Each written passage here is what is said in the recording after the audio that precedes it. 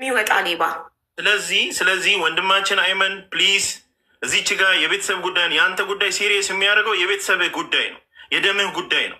የእነዚህ ልጆች ገንዘብ ወስደህ የምትገነባው ካምፓኒ እውነቴን ነው የምልህ አንድ ቀን ገደል ይገባል። የሆነ ለአይምሮህም እንትን አይደለም ገባ። በተለይ 4 ልጆች እያልክ የጠራሃቸው አሉ። 4 አትበል። ስም መጥራት ካለብህ እዚች ጋር አይመን እየተባለ ስምህ እየተጠራ ነው። አንተ ደግሞ 4 ማለት አይጠበቅብህ። አልጠራም እኮ ስማቸው 4 አትበል። እከሌ ABCD ብለህ እከሌ እንዲህ ብለሻል፣ እከሌ እንዲህ ብለሻል፣ ይህን ያህል ብር ሰጥቼሻለሁ ብለህ ፋይሉን ብትዘጋው ጥሩ ነው። የተከበረ ስምህን እስከ ዛሬ ድረስ ያጎለበትከው ስምህን አታበላሽ። የእነዚህ ልጆች ብር መልስላቸው።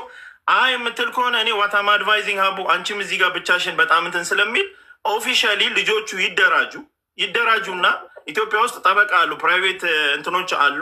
ኦኬ እነሱን ያቆሙና ቶሎ ጉዳዩ ይጀመር። ለምን መሰለሽ ኦሎፈሰደን ላይሰንሱን ብሎክ የሚያደርገው ከሆነ የሚዘጋው ከሆነ አልፈልግም ብሎ ለመመለስ የሚሄድ ከሆነ ምናልባት የእነዚህን የእህቶችን ፊርማ አስመስሎ ሊፈርም ይችላል። ወይ ደግሞ አሁንም እሷን እህቴን አድቫይዝ ማድረግሽ ከዚህ ቀደም ሳታውቁ ፈርማቸዋል። አደራ ምልሽ ፒኤልሲው ሲቋቋም ሳታውቁ ፈርማቸዋል። አሁን ደግሞ ደውሎ አይ ፒኤልሲውን ልዘጋው ነውና ኑና ፈርሙልን ካላችሁ አሁንም ሳላቅ ነው የፈረምኩት እንዳትሉ። ምክንያቱም ፒኤልሲውን ለመዝጋት የእናንተ ሲግኔቸር ግዴታ ያስፈልጋል። ያለ እናንተ ፊርማ ይሄ ፒኤልሲ አይዘጋም። ስለዚህ አንቺም ባለቤትሽም ሌሎችም በዚህ ፒኤልሲ መተዳደሪያ ደንብ ላይ ስማችሁ ያለ የማታውቁትን ነገርና የማታምኑበትን ነገር አትፈርሙ። በቃ መጀመሪያ ያደረጋችሁት ነገር በጣም ትልቅ ስህተት ነው። በጣም ትልቅ ስህተት ነው። ምክንያቱም እኔ ሳላቅ ነው የፈረምኩት። ውልና ማስረጃ ኦኬ፣ አቡ እንዳለችው ምናልባት ቤተሰብ ስለሆነ አምኜ በዛ ኦኬ ሊመስል ይችላል። ግን ደግሞ የኢትዮጵያ ሕግ የዓለም ሕግ ዓለም ላይ ያለ ሕግን አለማወቅ ከተጠያቂነት አያድንም ይላል። በማታውቁት ለምን ችግር ውስጥ ትገባላችሁ? በማታውቁት ለምን ስማችሁ ይጠራል? ስለዚህ በቤተሰብም ተይዞ ቅድም እህታችን እንዳለችው አቡ እናቷ እናግረዋለች ብላለች። በቤተሰብ ተይዞ እንዳልሽው የልጆቹ ሀቃቸው የሚመለስ ከሆነ እዚህ ጋር ቻፕተሩ ያልቃል ማለት ነው። አይ እንደዚህ በሚዲያ ይቀጥል ከተባለ ሬዲ ችግር የለም፣ እኛም ዝግጁ ነን ልጆቹን ለመርዳት። ስለዚህ ወንድሜ እየሰማኸኝ ያለው ጉዳዩን ሰምተሃል። ከሌ አትበል። መናገር የምትፈልገው ነገር ካለ ናና ፊዚካሊ ቅረብና ተናገር። ሀቅ አለኝ የምትል ከሆነ ሀቅህን ናና ተናገር። ካልሆነ ግን የእነዚህ ልጆች ሀቃቸውን መልስላቸው፣ ሰላም ይውረድ። እኔ ይህንን ነው አድቫይዝ የማደርገው። ሌሎቻችሁን ደግሞ አድቫይዝ የማደርገው ፕሊዝ ማንም ሰው ማለት ነው ኢትዮጵያን በሉት የገልፍ ሀገርን በሉት ምንም በሉት ሁሌ የምንናገረው ነገር ነው። የሆነን ነገር ኢቨን ቤተሰብ ቢሆን ከእሷ ተማሩ፣ ከእህታችን ተማሩ። ኢቨን ቤተሰብ ቢሆን ዛሬ የእናት ልጅ ለምን አይሆንም? የእናት ልጅ ለምን አይሆንም? ወረቀቱን ሳታነቡት ኢቨን በሌላ ቋንቋ ከሆነ እንኳን ዛሬ እድሜ ለቴክኖሎጂ ብዙ ትራንስሌት የሚያደርጉ አፕሊኬሽኖች አሉ። ተርጉሙ ወደ አማርኛ ትራንስሌት አድርጉት። ኢቨን ትራንስሌት አድርጋችሁት ካልገባችሁ እንኳን አጠገባችሁ ላለ ሰው ጠይቁ። ምን ማለት ነው ይሄ ነገር? ብፈርመው ምን ይዞብኝ ይመጣል? ባልፈርመውስ ምንድን ነው የሚሆነው የሚለውን ነገር ጠይቁ።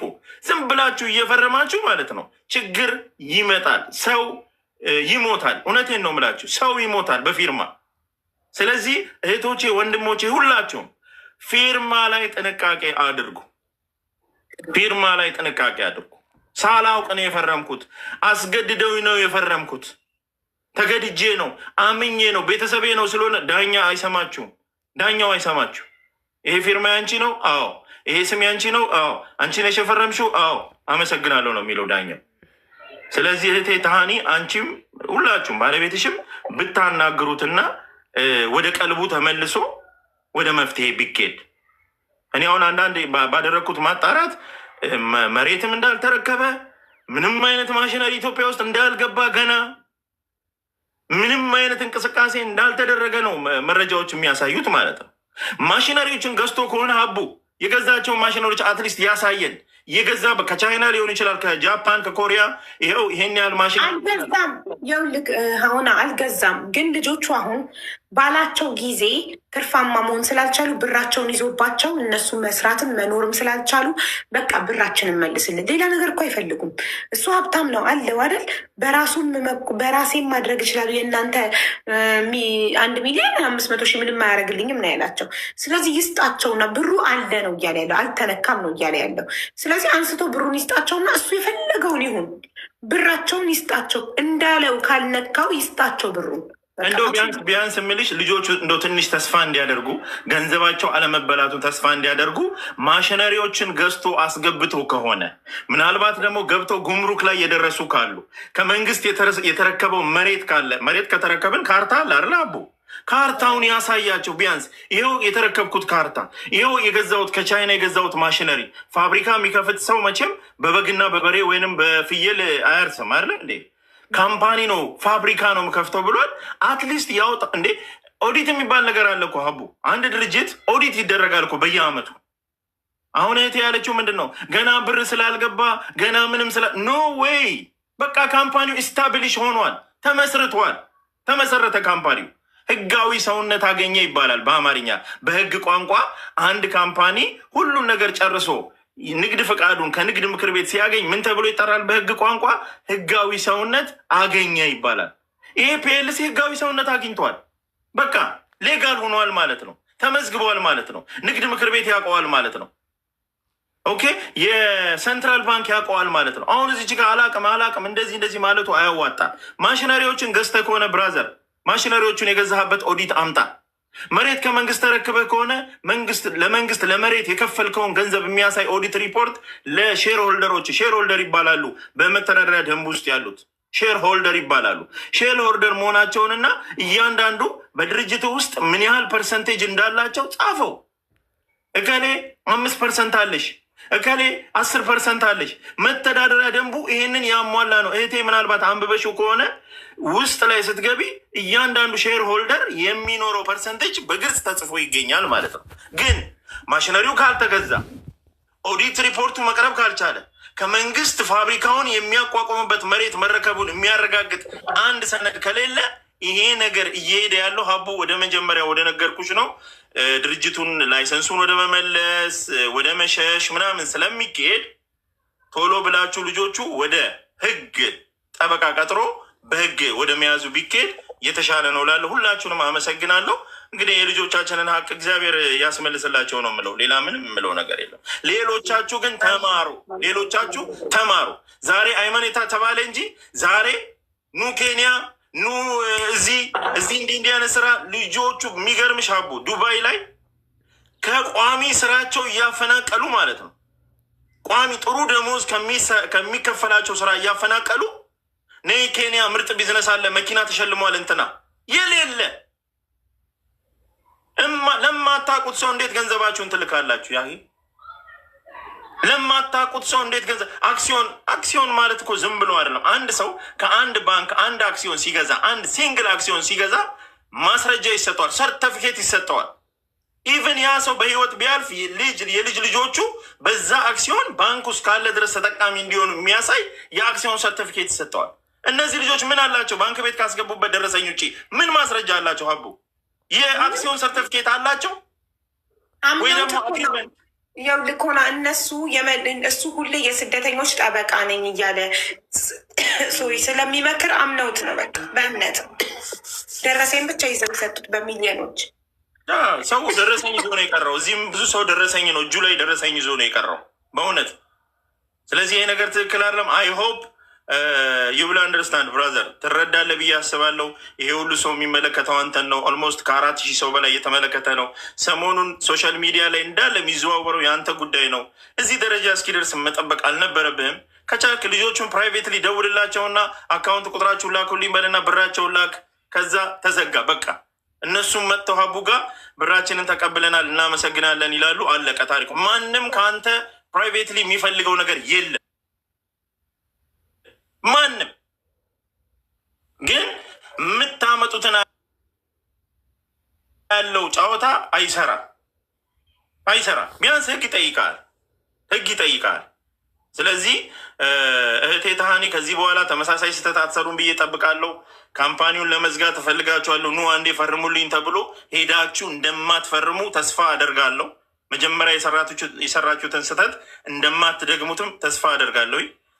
እነሱ ስማቸውን ማንሳት አይችሉም። ሶስታቸው ሁለታቸው ኔቨር ኔቨር ያው ልክ አሁን 4 ናቸው እዚህ ድርጅት የመሰረቱት የሚለው እዚህ ጋር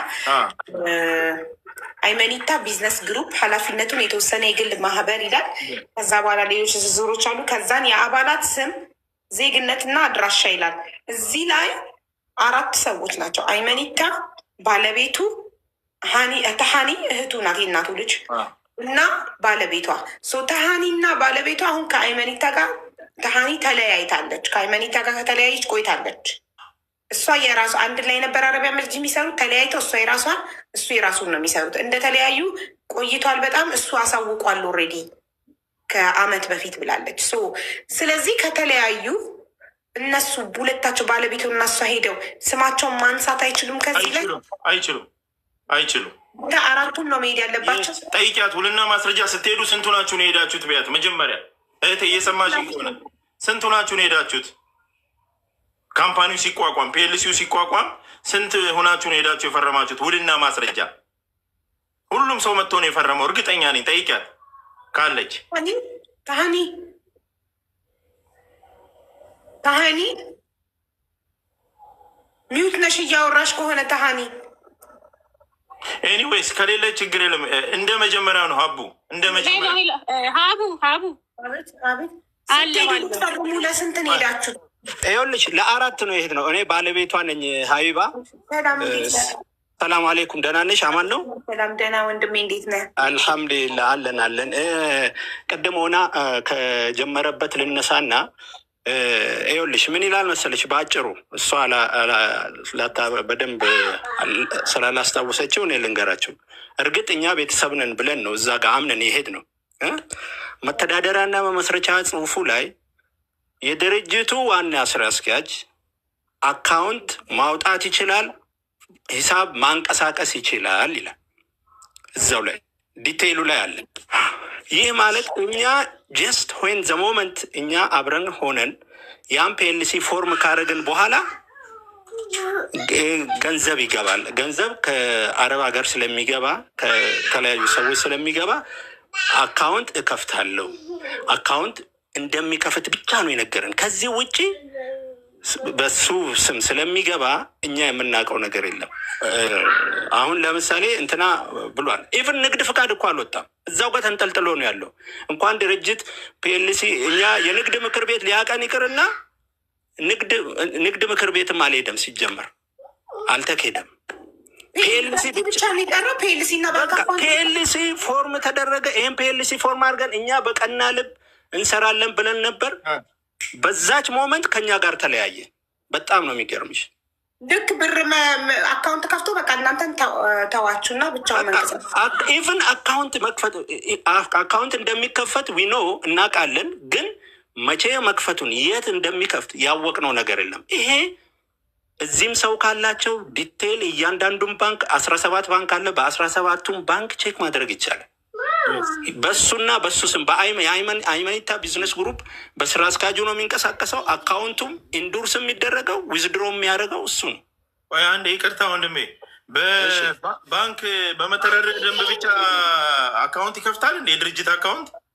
አዎ በደንብ መተዳደሪያና መመስረቻ ማለት ያለ ንግድ ፍቃድ ንግድ ፍቃድ የለም። ንግድ ፍቃዱን ታመጣለህ ብሎ ነው ታመጣለህ ይባላል። አንዳንዴ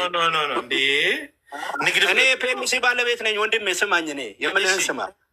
ፒኤልሲ መተዳደሪያና መመስረቻ ጽሁፍ ብቻ ይዤ ሄጄ ያወጣሁት ፍቃድ አለ።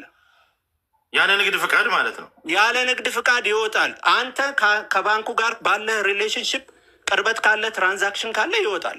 ይሄ ኦልሬዲ አንደርስቱድ። አሁን እኔ እንትን ነው ህጉን ነው እየጠየቁ ያሉት።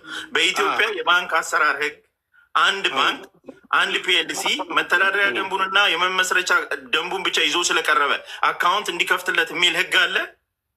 ቅርበት መስራት ምናምን የሚለው ኦኬ ግባባለሁ ካለ ቅርበት አኳያ ከባንኩ ጋር ካለ ሪሌሽን አካባ እሱ ይገባኛል። አሁን እየተነጋገርን ያለው ስለ ኢትዮጵያ ንግድ ህግ ነው። በኢትዮጵያ ስለ ንግድ ህጉ ስታወራ የግድ ንግድ ፍቃድ አታች ማድረግ አለበት። ቴንኪዩ አመሰግናለሁ። ስለዚህ ግን ይወጣል ነው እያለክ ያለው።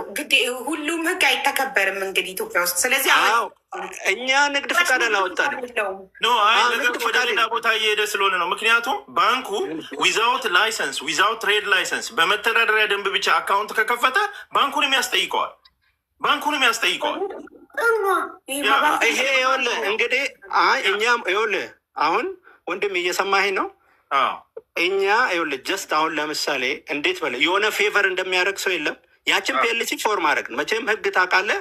ፒኤልሲ ፎርም ሲደረግ ከአንድ ሰው በላይ ነው እንጂ አንድ ሰው በራሱ ፒኤልሲ አይሆንም። ትክክል። ለዛ እኛ አስፈለግን እዛ ጋር ስራ ነው ተብሎ በዛን ሞመንት ባለቤትም አብረው ይሰሩ ነበረ። ፒኤልሲውን ፎርም አድረግን። ከፒኤልሲ በኋላ ተለያየን። ይቅርታ አንድ ጥያቄ ይቅርታ። አሁን አንድ ጥሩ ሀሳብ አምጥተሃል። በመተዳደሪያ ደንቡ ላይ እሱ ስራ አስኪያጁ ነው። ስራ አስኪያጁ የባንክ አካውንት የመክፈት ስልጣን አለው፣ ድርጅቱን የማስተዳደር ስልጣን አለው ይላል ብላል አለው። እንደ እሱን አይታችሁ ነው የፈረማችሁት እናንተ። ይህን አስተውልሃል?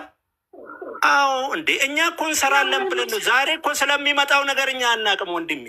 ይሄን ሆና እንኳን እነሱ ስጋዋ የእናቷ የአባቷ ልጅ እነዚህ ባላ የመዳም ቅመሞች በዩቱብ ብቻ የሚያውቁት በፌስቡክ ብቻ የሚያውቁት አምነውት በሚሊዮኖች አውጥተው ገንዘብ ኢንዶርስ አደርገው እነዚህ ቤተሰቦቹ ነገ በደንብ ቤተሰቦቹን አታሏቸዋል። 100% አብረን እንሰራለን ብሎ እኮ ነው።